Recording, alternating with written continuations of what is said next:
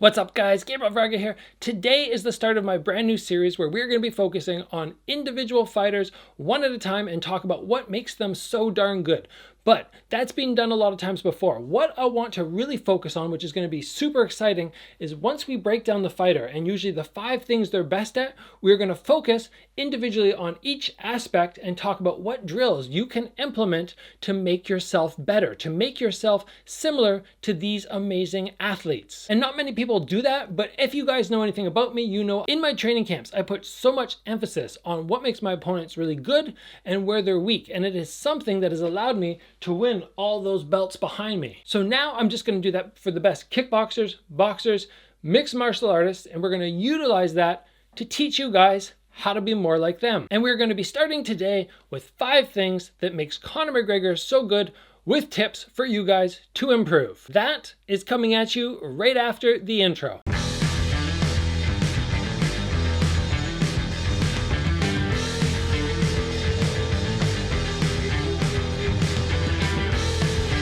Alright guys, if you have been on my channel before, you have seen the recent breakdowns I've been doing of my own fights and how I prepared to beat Kevin Ross, the poster boy of Muay Thai, living legend, Thailand's amazing evasive fighter, Lordzilla. I love breaking down fighters and seeing what they're best at, what they're worst at, and now we're going to have some fun and we're going to be looking at the best MMA fighters, the best kickboxers, the best boxers, and we're going to be looking at drills that you can utilize to have the same amazing skills that these guys do. Will you be as good as them after them? No, probably not, unfortunately, but they will help you get better. And like I said, guys, today we are starting with Conor McGregor. He might not be one of my favorite fighters in terms of persona. You guys know that I am very, very particular about how I present myself when I'm competing. It's all about respect, being humble. He is usually not either of those, but he is an amazing striker. There is no denying that. He has some abilities which are just exceptional, and we can all learn from him. We can all look at things he does, practice them, and make ourselves better. Now guys, if you haven't already, please make sure you get subscribed. Give the video a like if it's going the direction you think is going to be fantastic. It will be. And right now, or when the video is done, be sure to throw down below which fighter you want me to cover next. There are so many people, I already have my next 3 in mind, but I'd love to start forming a list and see who you guys want me to focus on in terms of who's the best striker in the world and what drills can I or you utilize to make ourselves better, to make ourselves like these amazing fighters. So after you comment down below, let's get started. Okay guys, one of the first things that makes Conor McGregor so good is his ability to lean back on shots and have them miss him by millimeters. Now this is not something that most people can do. It's something that has to be developed. It's not just natural. So when a shot comes at you and you're able just at the end of the punch to know he's fully extended and then be able to move back in on him, that is an amazing asset. But like I said, most people can't understand that range, and most people haven't practiced enough times somebody throwing at them because they don't want a glove hitting them every time they make a mistake. So how can we possibly drill understanding distance and getting used to something coming millimeters from our face without blinking, but also not getting hit by a glove really hard? Well, we're going to do that with a noodle. We're going to have a partner jab the noodle at our face over and over, and every time it comes towards you, you're going to practice leaning back, and sometimes the noodle is going to touch you because you're going to miscalculate. But because it's soft, you don't have to worry about getting a black eye, a broken nose, and you will be more willing to stand in that pocket and practice fading and fading back. And all you guys really need is a partner who has the ability to take that noodle and just slowly jab it at your face over and over, and every time it comes, you fade back, you fade back. Sometimes you're going to find that you fade back too far, and that's something that you cannot do too many times. If you fade back too far, the counter is too far away. So you have to have that ability to get really, really locked on with your eyes on this noodle which is coming towards you. Oh, it's about to hit me. I'm just out of range.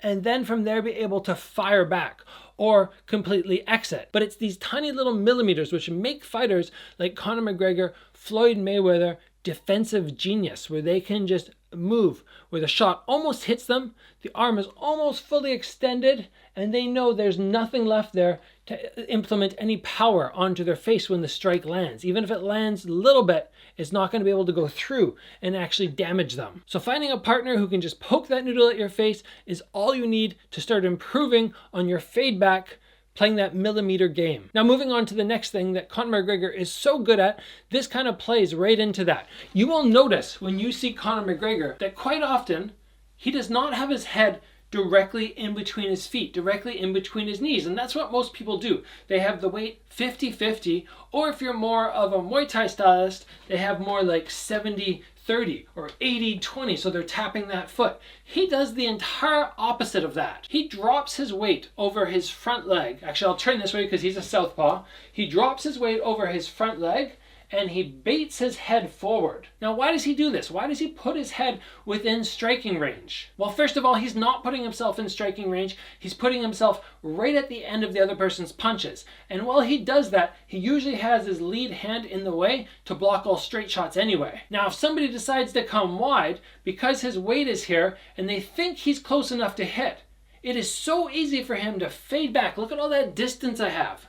Look at how far I can fade back when I put extra weight on my front leg. If I stand 50-50 and now I try and fade back, that's pretty much all I have. So from here, he can start very close. He has the pressure. People think he's close enough to land that big strike, and they panic and they throw back, and then he can take a big lean if he wants, and then come back with his own shot. Now, to utilize this in drilling, you need to basically set yourself up in front of bag or pads, and you need to put your hand out and go, okay, I can't reach the pad right now, but now I can. And now from here, you touch the pad. You touch it a few times, you're hitting away on it, and you're staying heavy on that front leg, which is not the normal thing that most people do. But from there, your pad holder, when you're in between shots, they should be able to throw at you, and you can practice slipping back and throwing your counter shot. It's basically recreating this illusion of being closer than you are to make people throw shots at you. Because he is a very defensive fighter, he's very good at fighting defensively. But if he spends his whole time with his weight way back here,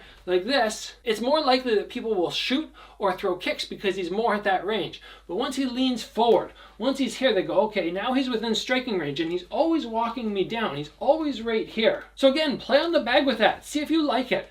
Throw some shots. Throw the shots like Conor does. Bang away, wait on the front, and then fade. I think this technique is just something that requires some understanding that it's what he is utilizing to create that amazing distance control and the illusion of being closer than he really is. All right, guys, moving on next. One of the things that I think Conor McGregor is so good at, people ask me, why is he so good? And I usually give one answer, which for me is his accuracy. His accuracy is on point. He's able to find the jaw. He's able to find the stomach, the solar plexus in the weak spot. He's not just throwing shots, and they very rarely are landing all over the head. He hits the same spot so many times. So how can you improve your accuracy? I mean, you think you might be doing it when you're hitting pads. You're aiming for the center of the hand pad. There's sometimes a little round dot there, but we're talking pinpoint accuracy, not just a big section like needle. Hit the tiniest little spot. So I have two drills for you today that you can help you improve your accuracy. Now, the first one is working defense with your partner and then finding their chin.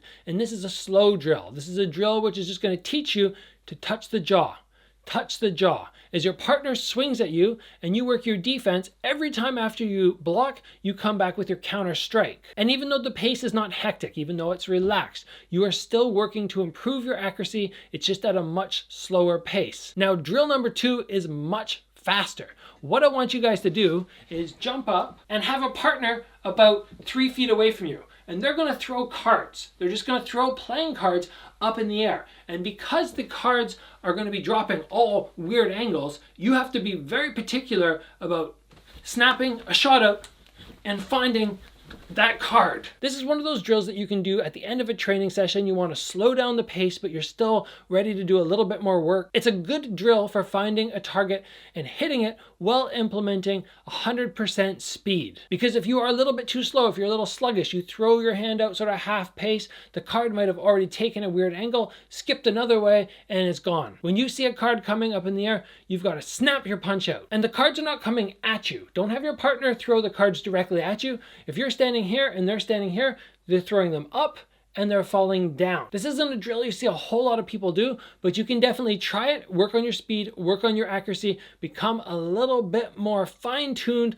on finding that target like Conor McGregor. Next up, I want to talk about Conor McGregor's front kick. I think this is something that makes him very good. He's able to find the stomach and with accuracy, like we just talked about, but he's able to find the soft spot of people's stomachs with the front kick. And I don't generally think of the front kick as a hard thing to block. If you can block somebody's punches, how can you possibly not see the front kick coming? but we're going to talk about disguising a kick. And that is something McGregor does very, very well. Now, for myself, I generally lift, I show the bottom of the foot, and then I thrust through. Now, while this is a more powerful kick, it is not hidden very well. The reason McGregor hides his kick so well is he stands with his legs parallel. His back hip is generally lost from view because his front one is so lined up with his back one and in the lead. Now from here, if he did a massive pivot, squared his hips up, and lifted his foot very high like I do, the kick would be seen a mile away and he'd no longer be able to snap that kick out and land to the gut. But what he does is he draws his feet very close together. He keeps his hip in front as long as he can, and then instead of showing the bottom of the foot, I'd say he stops the kick about here, and then he snaps. And he leans back a little bit to create more distance, because if I stay straight up, that's as far as I get. But if I lean backwards, instead of getting simply here, I can now lean entirely back. And he doesn't even do anything proper with his hands. Generally, when I throw a front kick, I keep my hands straight up in front. But he will actually just sort of leave his hands down, and it acts as a nice counterbalance for his leg, which is way out, his head's way back, and his arms just can kind of dangle. But the key to this kick, and what you want to practice when your partner's holding, is disguise. Disguising the movement of the back leg. So this hand's in front and it's blocking the view. From there, I draw my leg up very, very slowly, ankles very tight. I keep my knee fairly hidden and I don't raise too high. And then when I'm ready, I go for my little snap. Boom.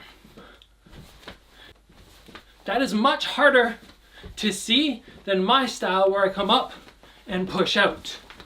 Now, I'm not saying one is wrong or right. I'm just saying he utilizes this so well, and if you want to be more like him, if you want a front kick more like him, you want to implement those little changes and try them out and see if it works for you. And that's all we ever want to do. Whenever I watch high-level fighters, I take little pieces of what they're excellent at, I try to implement it into my fight style. Sometimes it works, sometimes it doesn't. If it works, add it to the arsenal. If it doesn't, throw it away. And finally, guys, we cannot talk about 5 things that make Conor McGregor so good without talking about his power. The power of his cross, that left hand, when he touches people, they just seem to go down. Now, first off, the conversation could be, is it God-given power? And the answer is, I don't know. I don't know 100%. Does he have really big hands? Is his bone structure thicker? Would he hit hard no matter what he did? Possibly. But he also does a few things stylistically which everybody else can try. So let's break it down and then you guys can try this yourself. Now, generally when somebody is throwing across, they have the lead shoulder in front, the rear shoulder behind. From there, if I take sort of a Conor McGregor style stance, from there, they throw the cross. Yes, definitely the back shoulder should now become the lead shoulder. But very rarely will you see people line their shoulders up to that point where what was the back shoulder has now become the lead shoulder, and it is entirely blocking the back one out of view. Now when I do that, when I come from here, where my shoulders are a little bit off-centered, all the way to having one shoulder in front entirely, if I'm facing that direction, I have maximized my distance. So if I can normally throw to about here, now I can come that much further through. And if you've watched McGregor throw his cross before, you will note that he does a couple things technically wrong. He does not hit and pull back to his head. I would say that's incorrect. He hits and he goes through, but he does that because his shoulder is so far in front, his arm winds down, and then he draws backwards. And because we already talked about his ability to understand when punches are coming and evade by millimeters, it doesn't really matter for him when he's here because he can fade back or roll under and understand whether he's going to get hit and whether he needs to be concerned about the next shot, which is being thrown at his head. But for you guys, if you're looking for 2 drills to work to throw your cross more like Conor McGregor, you can start with number 1. Every time you throw, make sure this shoulder disappears from view. 100% it's gone. I wouldn't recommend practicing swinging my arm through like him. You know, you're poking away and you throw and you swing, because unless you already have evasive skills like him and understanding of distance, you might end up getting your shot out and then eating something big. But you can still safely practice a full rotation and then draw yourself back.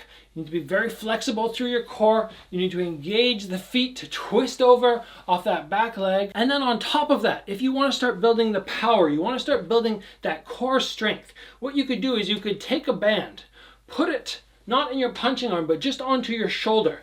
String this up to something behind you, so there's some resistance. There's something there that's holding this band. So once we strap the band against the wall and we have that resistance, we want to focus on the fact that it's not just our arm doing the work, because our shoulder is doing nothing. That's not the way McGregor punches at all. We want to twist our shoulder, have the back shoulder become the lead, and twisting that entire body. And then I can start letting my arms go all the way out, throw that full punch, but still have that resistance there and really fight against it to maximize that push forward off the back shoulder while I'm being drawn backwards. So it would look something like this. I have my hand out there, I'm in my stance, whatever I'm doing, whether it's here or there, and I twist all the way, as far as I possibly can. And that right there, guys, is going to help you increase that motion, increase the reach you have, so you're not just drawing to here on your punch, you're extending fully through. What equals knockout power? It's your speed and your ability to follow through. Conor McGregor throws pretty fast, but the exceptional part about him is his ability to follow through, to get that extra 2 or 3 inches in distance. And by practicing on your own, lining those shoulders up, stretching all the way, and by getting some resistance and practicing the same thing, you will start increasing the distance in your shot. Therefore, as long as you have enough speed, you will increase your power. Guys, I hope you're enjoying this breakdown of what makes Conor McGregor so good and tips that you can use to improve yourself, become more like him, strike more like him. If you are, let me know who you want me to cover next. I have some ideas in mind.